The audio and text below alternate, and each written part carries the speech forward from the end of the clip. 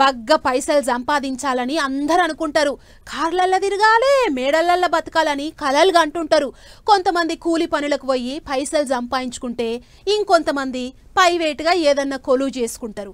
ఇంకింతమంది చిన్న చిన్న దందాలు చేసుకుంటారు. పావులో పరకో వెనకేసుకోవాలనుకుంటారు. ఎవ్వరు తాకతుకు తగ్గట్టు వాళ్ళు సంపాదించుకుంటారు. ఉన్న దాంట్లోనే పావులో పరకో పక్కనోళ్లకు సాయం కూడా చేస్తారు. ఆగో అట్లనే గీసారు కూలి పని చేసేటోడు కాదు, కానీ ఎవ్వరికి ఏ ఆపతున్నా నేనున్నా అని పక్క ముందడికొస్తాడబ్బా.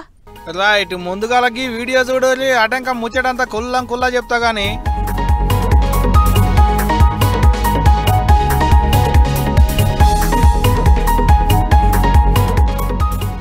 బాగా చూసిలా దివ్యాంగులేస్తున్న స్టెప్పులకు లారెన్స్ మాస్టర్ కు సంబరం అనిపించినట్టున్నది.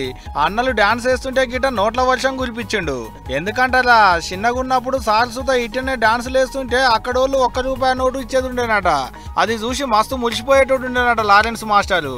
వీళ్ళకు కూడా సంబరాన్ని ఇయ్యాలని గిట్ట చేసినా అనుకొచ్చిండు. అంతేకాదు ఆపతున్నోళ్లకు మస్తు మందికి సాయం చేసుకుంటూ వస్తుండు కూడా. గీ షెల్లకు కాలు లేకుంటే కాలు పెట్టించిండు, ఎక్కి తిరిగేతందుకు బండి కొనిచ్చిండు, ఉండేతందుకు ఇల్లు కట్టించిండు. గీ కాకకు ఇంట్లో వెళ్ళేటట్టు లేదని తెలిసి కుట్టు మిషన్ కొనిచ్చి ఆసరైండు కూడా ఇంటోళ్లకు. అవయ్యలు లేనోళ్లకు అనాథాశ్రమాలు పెట్టించిండు, గుండె ఆపరేషన్లు చేయించిండు.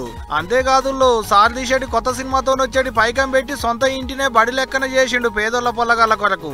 ఇగో గీ ఫోటోలో కనపడుతున్న తాతను చూసిరా, గీ తాత ఇంటి ఆమె కొరకు తిప్పల పడుతుంటే తాత జాడ చెప్పు ఆదుకుందామని ట్విట్టర్ గుట్లా రాసుకొచ్చిండు సీదా. ఓ ఇట్ట ఒకటా రెండా చెప్పుకుంటా పోతే పెద్ద చరిత్రే ఉంది హీరో సార్ది. లారెన్స్ సార్ చేసినట్టే ఒక్కొక్క సినిమాకు కోట్లు తీసుకునేటి మన హీరోలు కూడా తోచినంత సాయం చేసుకుంటూ వస్తే దేశంలో సగం మంది పేదోళ్ళ కష్టాలు తీరుతుండొచ్చు అబ్బా.